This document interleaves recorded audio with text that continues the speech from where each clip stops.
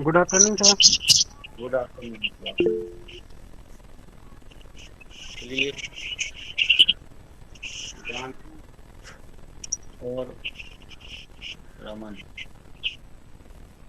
सांप्रदायिक एकता के प्रश्न पर आज चर्चा शुरू करते हैं। महात्मा गांधी भारत में आजादी के समय जिस बात पे सबसे ज्यादा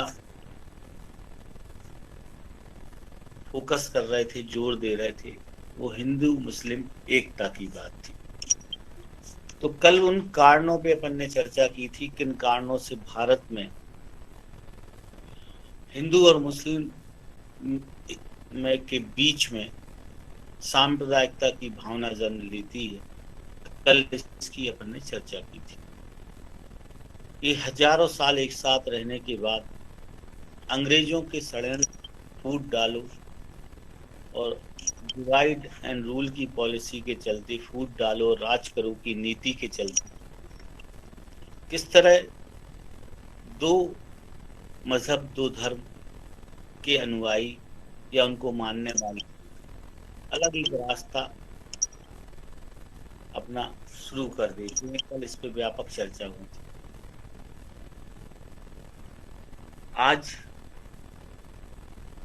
गांधी इस विषय में क्या सोचते थे, उनके क्या विचार थे और उनके ये विचार को उन्होंने व्यवहार रूप में कैसे क्रियान्वित किया। ये कहना तो बड़ा आसान है, कोई भी नारा लगा देता है कि हिंदू मुस्लिम भाई भाई और मजहब नहीं सिखाता आपस में बैर रखना। ये सब बातें तो सामान्य बातें हैं जो कोई भी कह सकता है, मगर व्यवहारिक धरातल पर एक खाई आपको स्पष्ट दिखाई देती है इन दो धर्मों में, इन दो धर्मों के मानने वालों में। और कभी मंदिर को लेकर, कभी मस्जिद को लेकर, कभी जिहाद को लेकर, कभी लव जिहाद को लेकर, इनके बीच अक्सर सांप्रदायिक दंगे, समूह के रूप में झगड़े इस देश में होते रहते हैं। ये आजादी के बाद की युवा पीढ़ी ने भारत में अक्सर देखा है कि धर्म के नाम पर खून खराबा इस देश में आम बात है, होता रहता है। किंतु ये जानना जरूरी है कि आजादी के पहले वो कौन सी परिस्थितियां थी, वो कौन सी कारण थे जिसकी वजह से हिंदू और मुसलमानों में अनेकता हुई। क्योंकि अगर इतिहास को आप देखें तो मुगल बादशाहों ने बहुत लंबे समय तक भारत पे शासन किया, लेकिन उनके दौर में सांप्रदायिकता दिखाई नहीं देती, कोई झगड़े दिखाई नहीं देते। लेकिन कालांतर में अंग्रेजों के आने के बाद इन दो समाजों में, इन दो धर्मों के अनुयायियों में छोटी छोटी बातों पे भी झगड़े शुरू हो गए। भारतीय राजनीति में महात्मा गांधी का उदय एक ऐसे नेता के रूप में हुआ जिन्होंने अपने प्रयासों से राष्ट्रीय आंदोलन के समय ये कोशिश की कि हिंदू और मुसलमानों के बीच एकता स्थापित हो। महात्मा गांधी ने 1909 में अपनी एक पुस्तक लिखी, वहां से गांधी के विचार स्पष्ट होते हैं। बहुत छोटी सी ये पुस्तक है और सागर में और लाइब्रेरी में और ऑनलाइन ये उपलब्ध है। पुस्तक का नाम है गांधी द्वारा लिखित हिंद स्वराज, हिंदी अंग्रेजी दोनों भाषाओं में उपलब्ध। हिंद स्वराज में गांधी के सामने ये समस्या रखी गई थी, बड़ा महत्वपूर्ण। वो जो किताब है हिंद स्वराज, वो क्वेश्चन आंसर फॉर्मेट में है, जो प्लेटो की शैली होती थी, डायलॉग की, संवाद की शैली, उसमें शैली में वो लिखी गई। हालांकि शेक्सपियर के कई नाटक भी उस शैली में लिखे गए। गांधी से पूछा जाता है कि हिंदू और मुसलमानों में तो कट्टर बैर है, वो एक राष्ट्र नहीं हो सकते। गांधी से प्रश्न पूछा जाता है, हिंद स्वराज में गांधी इस सवाल का जवाब देते हैं, तो वहां से गांधी के विचार सांप्रदायिक एकता पे स्पष्ट हो जाते हैं। इसको ध्यान से सुनिए आप, तो आपको भी क्लियर हो जाएगा।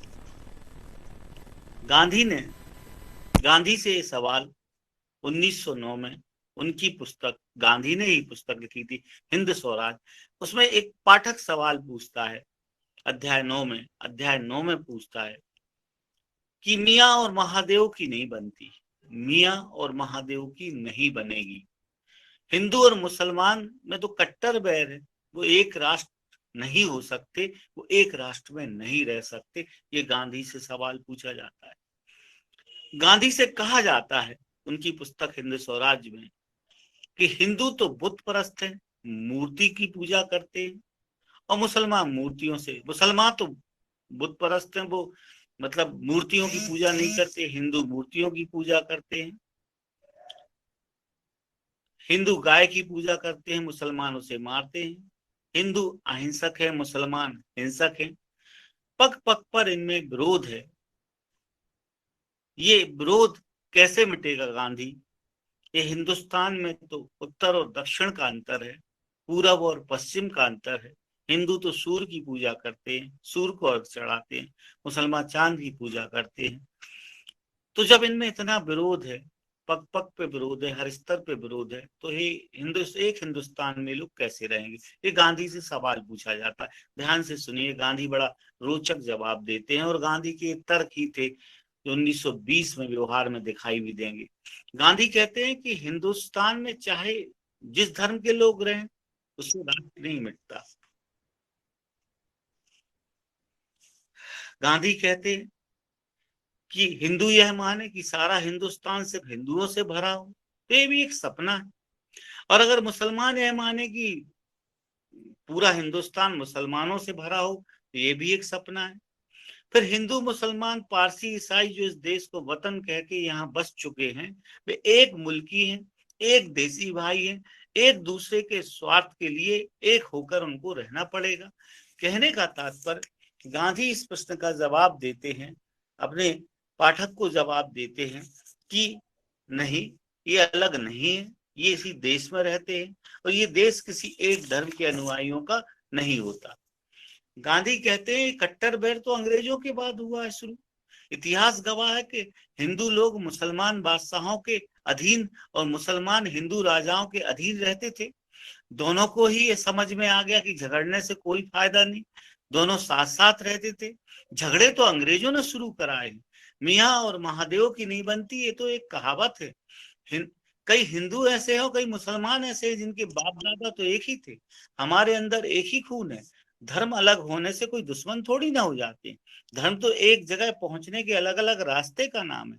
गांधी कहते हैं, मैं यह नहीं कहता, ध्यान से सुनिए, मैं यह नहीं कहता कि हिंदू और मुसलमान कभी झगड़ेंगे नहीं। दो भाई हैं, साथ रहेंगे, तकरार भी होगी, लेकिन यदि तकरार किसी तीसरे ने पैदा की है, तो उसके कहने में यदि आप आ गए, तो आप बड़े कच्चे रिश्ते वाले दो संबंध हैं आपके। तो फिर अंग्रेजों को क्या कसूर दिया जाए यदि आप अंग्रेजों के कहने पे आपस में लड़ने और झगड़ने लगते हैं? गांधी कहते हैं एकता का मतलब तो दिल की दोस्ती है, सच्ची दोस्ती है। इसके लिए एकता हिंदू और मुसलमान और ईसाई सभी कौमों को, नुमाइंदों को उसको समझना चाहिए। मैं आशा करता हूं कि मेरे सपनों के आदर्श भारत में केवल एक ही धर्म होगा। गांधी ने एक पुस्तक लिखी थी, मेरे सपनों का भारत। उस भारत, मेरे सपनों का भारत में उन्होंने कहा है कि मैं आशा करता हूं कि मेरे सपनों का आदर्श भारत केवल एक ही धर्म नहीं होगा। यहाँ तो हिंदू, मुसलमान और सभी साथ साथ रहेंगे, और हिंदू और मुसलमान एक साथ रहेंगे। तो यह गांधी का एक उत्तर है अपने पाठक के लिए कि वो इस बात को बिल्कुल स्वीकार नहीं करते कि इन दोनों धर्मों के रास्ते अलग हैं, और वो इस बात को स्वीकार करते हैं कि इनमें तकरार तो होगी, इनमें वाद विवाद तो होगा, लेकिन ये तो भाइयों में भी होता है। तो इनको साथ रहने की आवश्यकता है, और एक साथ रहेंगे। वो इतिहास को भी कोट करते हैं कि कई बार, कई वर्षों तक हिंदू और मुसलमान एक साथ रहे हैं। ये तो अंग्रेज हैं जिन्होंने यहाँ आकर हिंदू और मुसलमानों के बीच में खाई पैदा कर दी है। तो देखिए, अगर हम गांधी ने कहा छोटी छोटी बातों पे ये लोग लड़ाई झगड़ा करते हैं। अगर कहीं कोई अंग्रेज अगर गायों को मारते हैं तो इसको लेकर कोई हिंदू आगे नहीं आता, कभी ये सवाल नहीं उठाता कि अंग्रेज गाय को मार रहे हैं। लेकिन अगर एक मुसलमान किसी गाय को मार देता है तो ये बड़ा प्रश्न बन जाता है, लड़ने झगड़ने लगते हैं। और आप फिर मस्जिद के आसपास जाकर गाना बजाना शुरू कर देते हैं, जबकि धर्म तो शांति का प्रतीक होता है। तो ये छोटी छोटी बातों को लेकर जो आपके बीच झगड़े होते हैं, इन झगड़ों को आप समाप्त कीजिए, है ना। तो गांधी राष्ट्रीय एकता के प्रश्न पर अपना जवाब हिंद स्वराज और मेरे सपनों के भारत में बहुत स्पष्ट देते हैं कि अंग्रेजों के द्वारा मूलतः वो जो संदेश देना चाहते हिंदू और मुसलमानों के लिए, कि अंग्रेजों ने आपके मन में ये वहम पैदा किया है हिंदुस्तान किसी एक का नहीं हो सकता, हिंदुस्तान सारे धर्मों का है। और जब सब धर्मों ने यहाँ रहना स्वीकार कर लिया है, इस वतन को अपना मान लिया है, तो फिर इनमें झगड़ा किस बात का, इनमें लड़ाई किस बात की। तो गांधी वो पहले शख्स उभर के सामने आते हैं आजादी के आंदोलन में कहिए, या अपने आजादी भारत के इतिहास में कहिए, जो हिंदू मुस्लिम एकता के सबसे बड़े समर्थक के रूप में और तर्क के माध्यम से उसका समर्थन करते हैं। और इस समर्थन को व्यवहारिक रूप मिलता है 1918 और 1920 के आसपास। उसको व्यवहारिक रूप से आप समझे कि कैसे हिंदू और मुस्लिम एकता स्पष्ट दिखाई देती है गांधी के प्रयासों के कारण। 1918 में जब प्रथम विश्व युद्ध समाप्त हो चुका था, तो आप जानते ही हैं कि जब इस प्रथम विश्व युद्ध के समय 1914 और 1918 के बीच अंग्रेजों ने एक काम किया। जो काम उन्होंने किया, उन्होंने टर्की का एक देश है, जर्मनी, ऑस्ट्रेलिया, हंगरी, टर्की, ये लोग मित्र देश कहलाते थे, दूरी शक्तियां थी।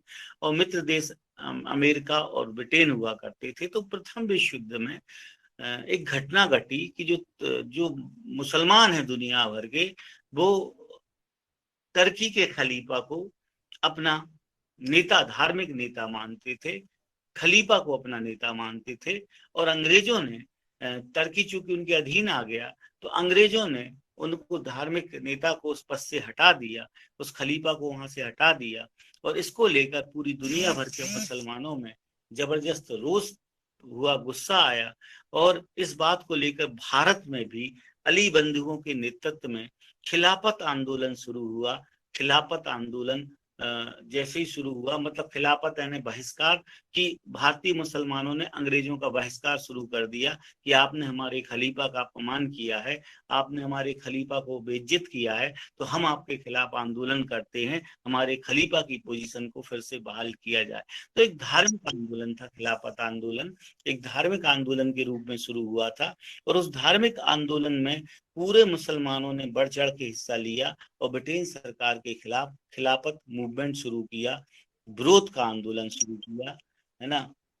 इस आंदोलन को गांधी देख रहे थे और गांधी ने 18 सितंबर, ये बहुत बड़ा अवसर था गांधी के लिए। देखिए यहाँ से चीजों को समझने की कोशिश कीजिए, समझ में आएंगी। खिलाफत आंदोलन तो एक धर्म की लड़ाई थी, जो एक धर्म को लेकर लड़ाई लड़ी गई थी। खिलाफत आंदोलन जो तुर्की के खलीफा थे, उनकी जो अंग्रेजों ने पद से उनको हटाया था, उस बात को लेकर भारत के मुसलमानों में जागरूकता आती है और वो सड़कों पे उतर जाते हैं। लेकिन गांधी को देखिए, अब गांधी भारतीय राजनीति में प्रवेश कर रहे हैं, 1919 की बात है। गांधी 3 बड़े आंदोलन, चंपारण, खेड़ा सत्याग्रह और मजदूरों का आंदोलन चला चुके हैं। अभी गांधी कांग्रेस में बहुत बड़े नेता के रूप में उभर के नहीं आए, लेकिन गांधी का नाम एक कांग्रेस के बड़े नेता के रूप में लिया जाने लगा था। तो गांधी इस चीज को समझ रहे थे, बाकी कांग्रेस में कोई इस चीज को नहीं समझ रहा था। गांधी इस नब्ज को पकड़ रहे थे कि ये मौका है, अवसर है, जहां हम हिंदू और मुसलमानों को एक मंच पे ला सकते हैं और इनमें एकता स्थापित कर सकते हैं। वो खिलाफत से चीज जो शुरू होती है वो असहयोग तक जाती है, और असहयोग से जो आंदोलन चलता है वो इतिहास का मील का उत्तर आंदोलन बनता है, जिसमें हिंदू और मुसलमान कंधे से कंधा मिलाकर आजादी की लड़ाई लड़ते हैं। तो ये जो टर्निंग पॉइंट है भारतीय इतिहास में, इसको समझिए। 18 सितंबर 1919 बंबई में एक खिलाफत आंदोलन को लेकर सभा हो रही है और उसके मुख्य वक्ता थे मोहनदास करमचंद गांधी। गांधी को उस मंच पे बुलाया गया। अभी समझिए आप कि गांधी के प्रति मुसलमानों के मन में कितना सम्मान था कि उन्होंने महात्मा गांधी को अपने धार्मिक आंदोलन में आवाज देने के लिए बुलाया कि गांधी इस मंच से अब हम मुसलमानों को संबोधित करेंगे। तो ये जो छवि गांधी की बनी थी, ये 1919 में नहीं बनी थी। ये जो छवि गांधी की बनी थी, ये हिंद स्वराज में एक पाठक के उत्तर दे के नहीं बनी थी।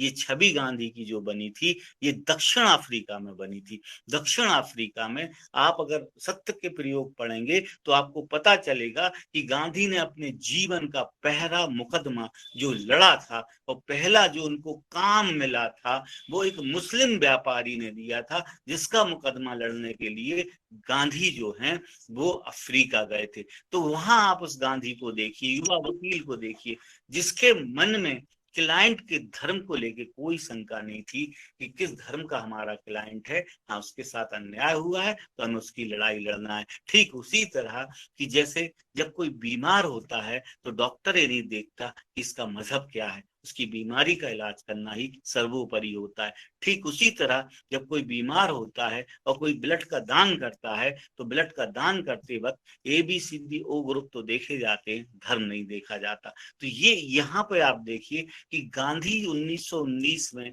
जब खिलाफत आंदोलन के मंच पे वक्ता के रूप में बुलाए जा रहे हैं, कांग्रेस के किसी नेता को नहीं बुलाया जा रहा है, महात्मा गांधी से अनुरोध किया जाता है कि वो आए और हमारे खिलाफत आंदोलन को संबोधित करें। तो ये गांधी की छवि दक्षिण अफ्रीका में एक एकता के व्यक्ति के रूप में बनी थी, हिंदू मुस्लिम एकता के प्रतीक के रूप में बनी थी। और वो इसलिए बनी थी कि गांधी जब अफ्रीका पहुंचे तो उन्होंने न केवल हिंदू मुसलमानों को एक किया, एक मंच पे लाए, तब तो कोई उनमें विवाद भी नहीं था, और उनकी लड़ाई लड़ी उन मजदूरों की, उन व्यापारियों की जो वहां पे व्यापार करने भारत से गए थे। तो एक मन में विश्वास लोगों के पैदा हो गया था कि गांधी किसी धर्म की वकालत नहीं करते, गांधी सर्वमान्य नेता है। तो ये जो वो छवि थी, वही छवि थी कि अली बंधु जो सबसे बड़े खिलाफत के नेता थे, अली बंधु ने गांधी को आमंत्रित किया कि महात्मा गांधी आप आइए और हमारे इस बंबई में हो रहे अधिवेशन में खिलाफत के मंच पर बोलिए। गांधी ने वहां पर जो कहा उसको जरा समझने की आप कोशिश करेंगे तो गांधी ने क्या कहा, और राष्ट्रीय एकता के विषय में गांधी के वो अमिट शब्द हैं जो उन्होंने कहे थे। गांधी ने कहा था, अन्याय का सही इलाज बहिष्कार नहीं है। देखिए गांधी गांधी क्या कह रहे हैं कि आप लोग जो खिलाफत कर रहे हैं अंग्रेजों का, ये रास्ता ठीक नहीं है। गांधी उनके मंच पे कह रहे हैं, अगर आप बलिदान देने के लिए तैयार हैं तो तैयार होइए। आपके साथ जो अन्याय हुआ है तो वो अन्याय, गांधी कहते हैं, मैं मानता हूं कि खिलाफत का प्रश्न आपके लिए सबसे बड़ा प्रश्न है।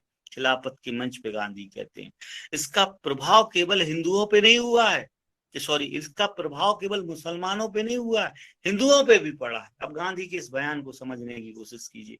गांधी ये कह रहे हैं खिलाफत के मंच पे, ये निर्णय जो अंग्रेजों ने लिया है, ये केवल निर्णय आप लोगों से जुड़ा हुआ नहीं है, ये हम लोगों से भी जुड़ा हुआ है। यदि परिवार में हमारे भाई दुखी रहेंगे तो हम कैसे खुशी रहेंगे? हम भी तो उतना अन्याय महसूस कर रहे हैं जो आपके साथ हुआ है। चलो हम दोनों मिलकर बलिदान देने के लिए तैयार होते हैं और इसके लिए संकल्प लेते हैं कि हम सब सत्याग्रह करेंगे, हम खिलाफत नहीं करेंगे, हम अन्याय का बहिष्कार नहीं करेंगे, हम असहयोग करेंगे।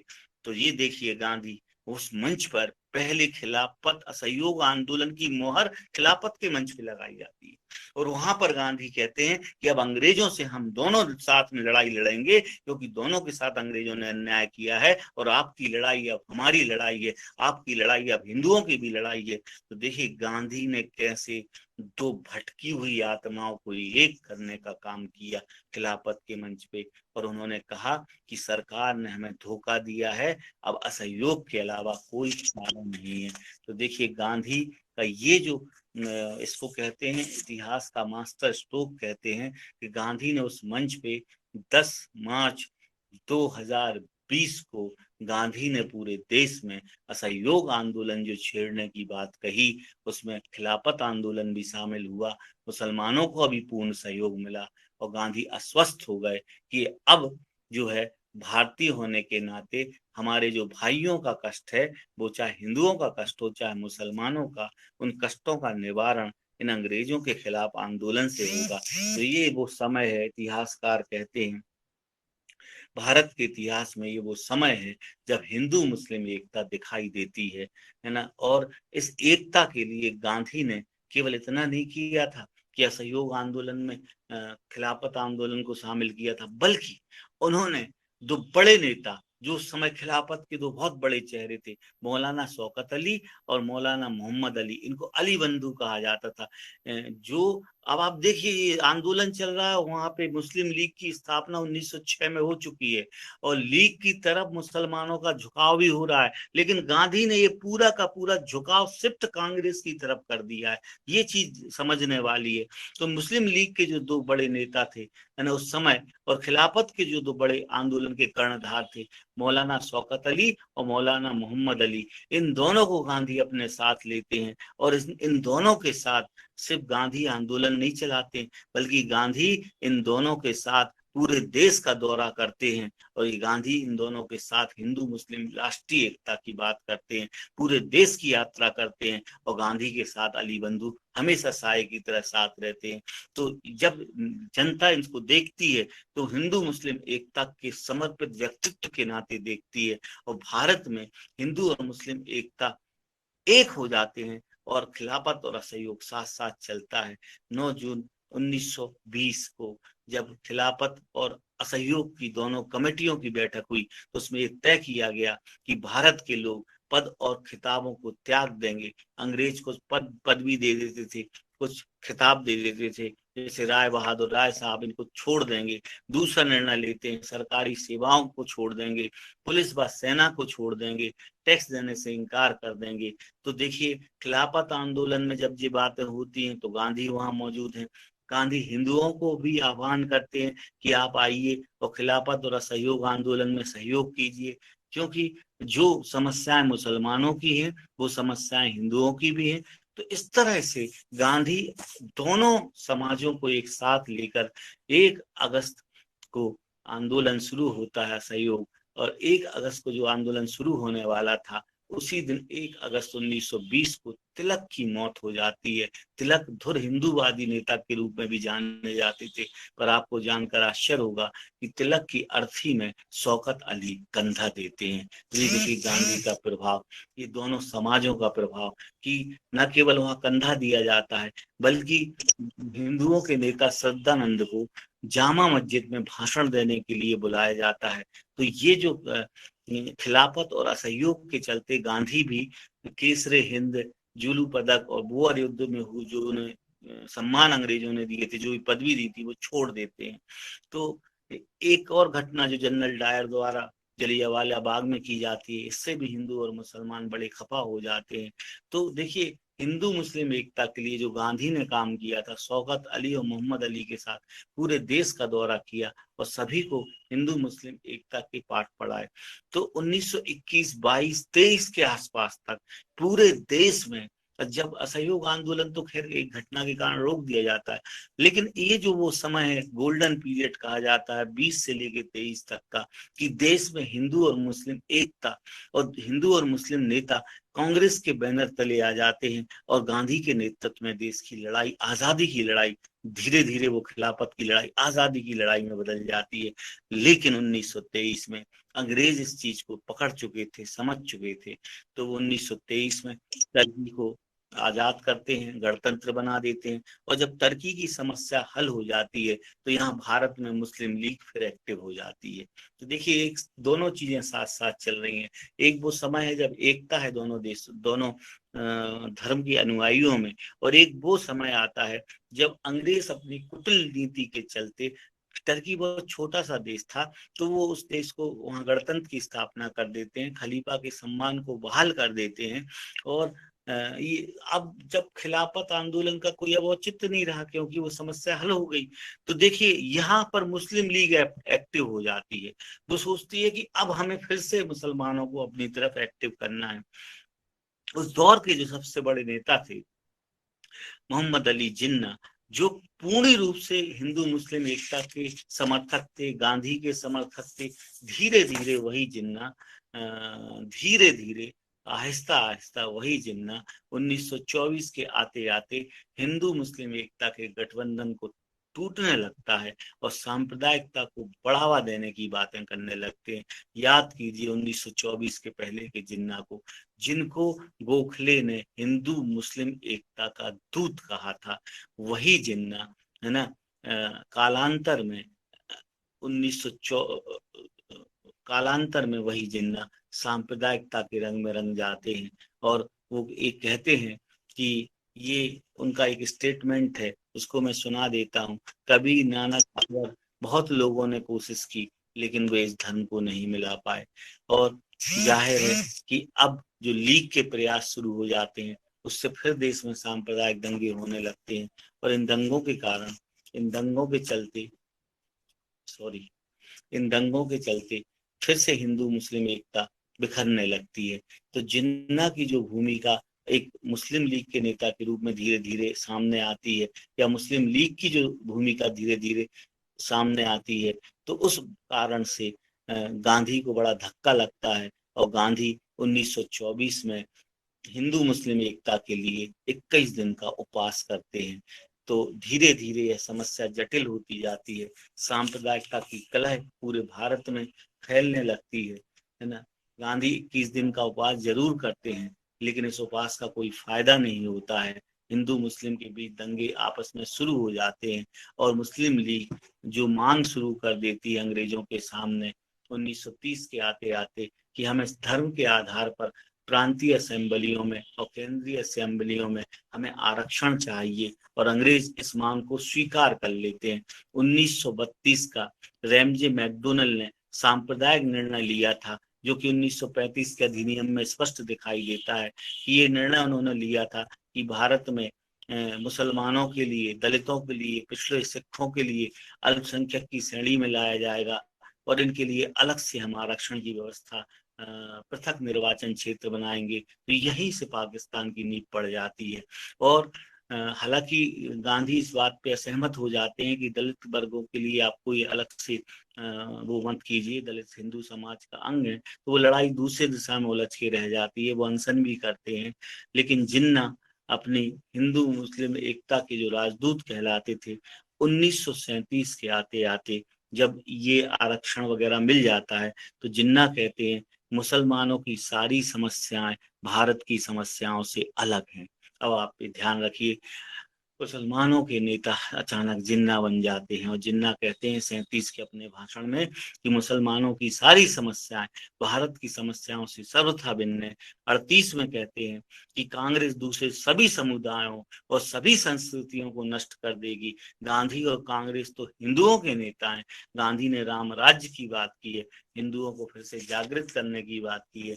तो जिन्ना आग में जहर का काम करते हैं और 1940 में तो जिन्ना अति कर देते हैं। 1940 में जिन्ना गांधी पर स्पष्ट आरोप लगाते हैं कि मिस्टर गांधी चाहते हैं कि हिंदू राज के तहत मुसलमानों को कुचला जाए, उन्हें हिंदुओं की प्रजा बनाया जाए। कहने का तात्पर्य 1940-41 आते आते जिन्ना बहुत स्पष्ट मांग कर देते हैं कि हिंदुओं के लिए आप भले अलग राष्ट्र देना चाहते हैं दे दें अंग्रेजों से, लेकिन मुसलमानों के लिए अलग एक पाकिस्तान का निर्माण किया जाए, क्योंकि ये दोनों जन एक साथ नहीं रह सकते।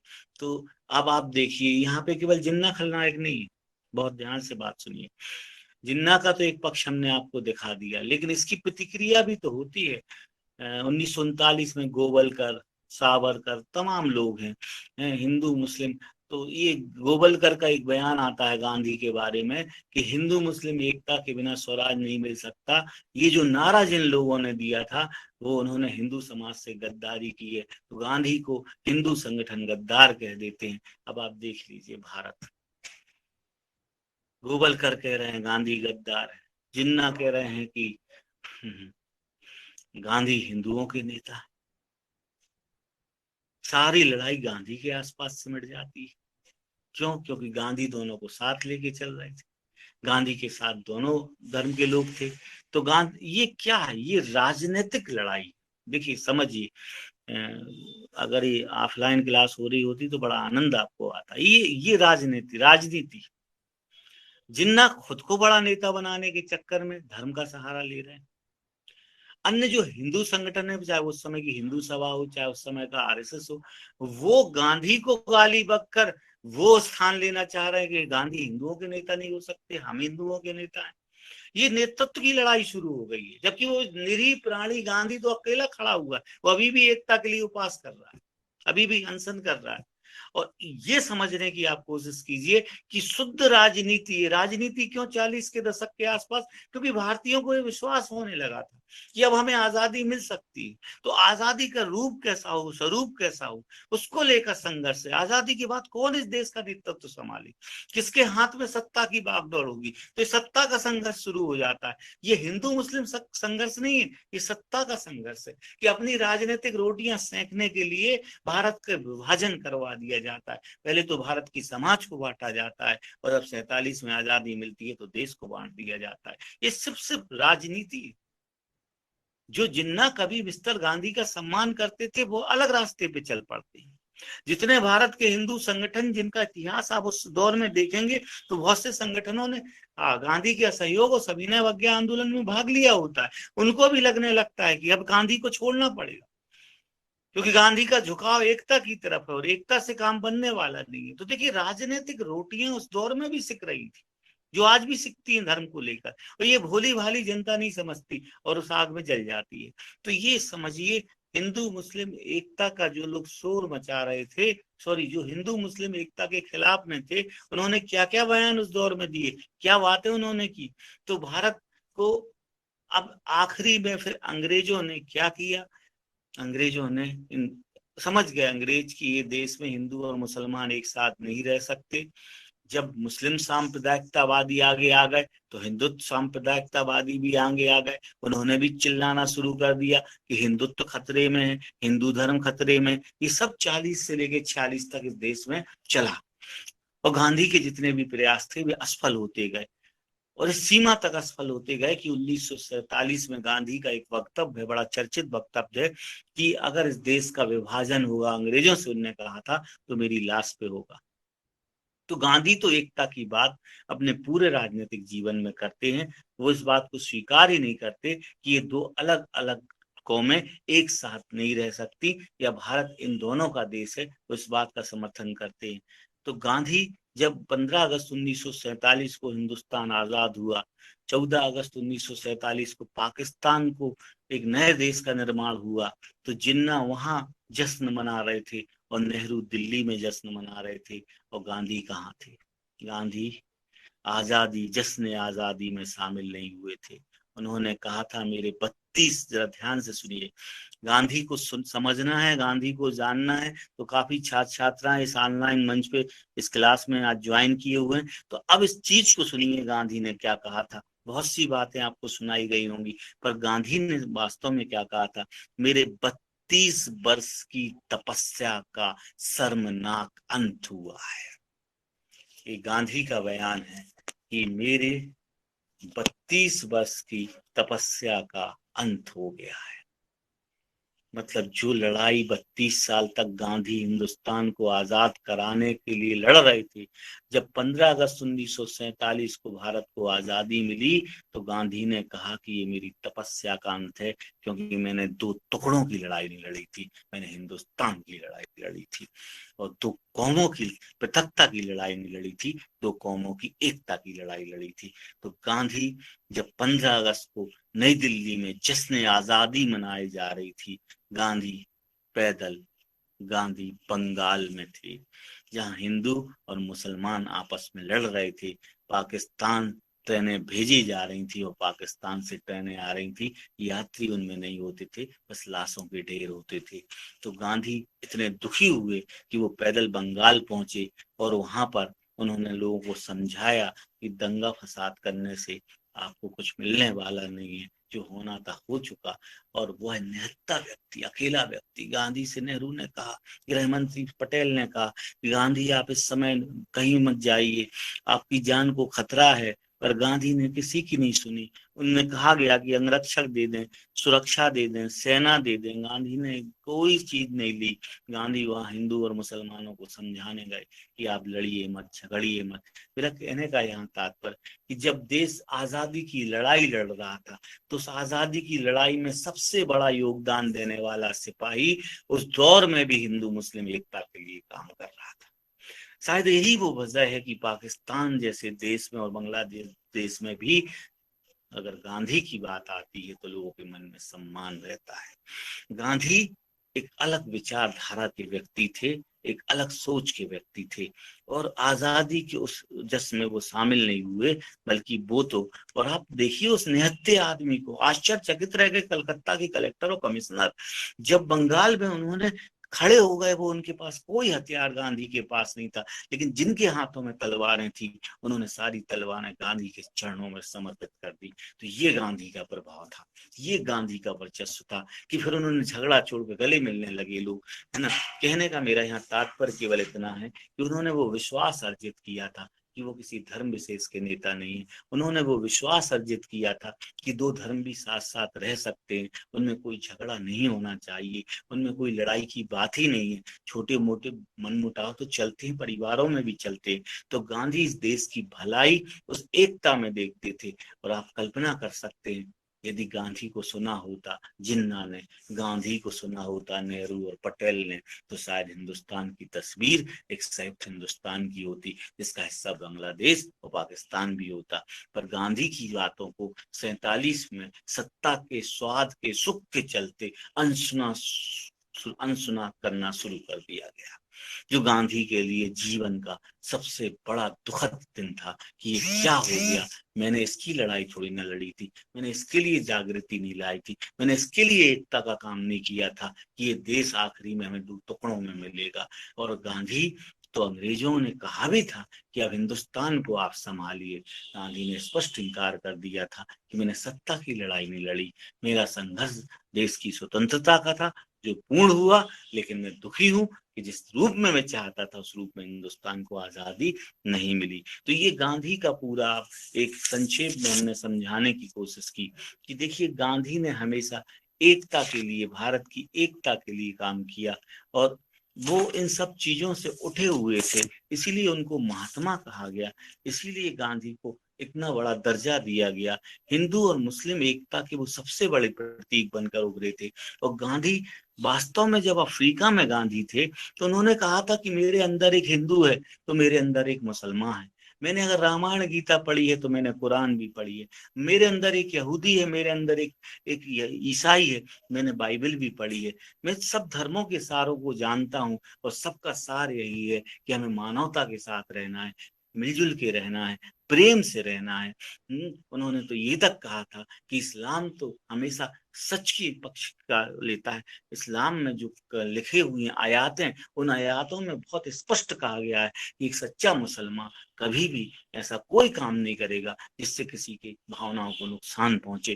कहने का मेरा तात्पर्य, गांधी ने सारे धर्मों को पढ़ा था, और सब धर्मों को पढ़ने के बाद उनके मन में ये भाव आए थे, ये विचारधारा उस व्यक्ति की बनी थी कि हम सब एक ही व्यक्ति के बनाए हुए मूर्तियां हैं। ये विचार गांधी के मन में आ सकते हैं, लेकिन जिनने सिर्फ एक धर्म को पढ़ा हो उनके मन में कभी ये विचार नहीं आ सकते। उनके लिए तो वो गांधी हमेशा गलत ही दिखाई देंगे। लेकिन जिन्होंने सारे धर्मों को पढ़ा है वो गांधी को समझने की कोशिश करते हैं। और गांधी कहाँ गलत थे। अगर गांधी इन सबको एकता के साथ एक मंच पे नहीं लाते तो हिंदुस्तान की आजादी के इतने बड़े आंदोलन खड़े नहीं होते। और शायद इसीलिए आजादी के बाद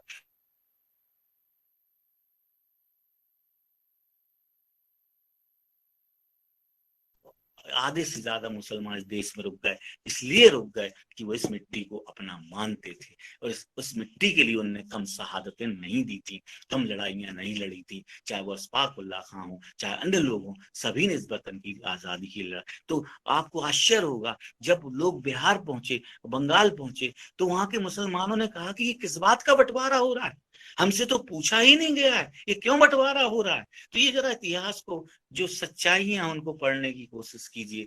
ये सब मतभेद राजनीतिक थे, सत्ता की लालच थी, किसी को प्रधानमंत्री बनना था, किसी को वजीर आजम बनना था, किसी को कायदे आजम बनना था, और हिंदू और मुसलमानों की लाश पर ये लोग बने, इन्हें दंगे कराए, प्रसाद कराए, सत्ता मिलते ही ये फिर इन्होंने कितना कल्याण किन्ने किसका किया ये आप सब जानते हैं। तो कहने का मेरा तात्पर्य केवल इतना है कि गांधी के चश्मे से यदि आप राष्ट्रीय एकता को देखेंगे, गांधी की भावनाओं से यदि आप राष्ट्रीय एकता को देखेंगे, तो भारत में गांधी की राष्ट्रीय एकता पर केवल विचार नहीं थे, बल्कि उन्होंने व्यवहार में भी अचंभित में अंग्रेज पड़ गए थे कि ये कैसा व्यक्ति है जिसको मुसलमान भी अपना नेता मानते हैं, ये कैसा व्यक्ति है जिसको बहुतेरे हिंदू भी अपना नेता मानते हैं, जिसकी एक अपील पर हिंदू मुसलमान घर से निकल पड़ते हैं।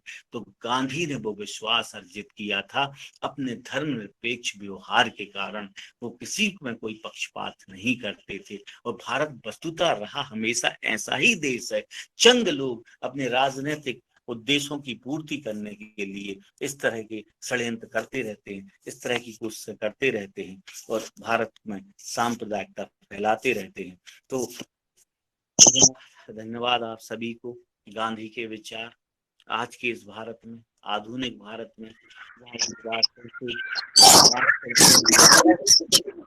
के नाम फिर से वही सब बातें की जा रही हैं इस दौर में गांधी को कभी कभी लोग पूछते हैं कि गांधी क्या आज भी प्रासंगिक है। मुझे लगता है कि आज जिन 35-36 विद्यार्थियों ने इस बात को सुनने की कोशिश की है, समझने की कोशिश की है ऑनलाइन माध्यम से, तो वो कम से कम वो इसका जवाब दे पाएंगे कि गांधी आज भी प्रासंगिक है, क्योंकि देश में विकास की बात हिंदू मुस्लिम एकता का सबसे बड़ा सभी को बहुत थैंक यू सर।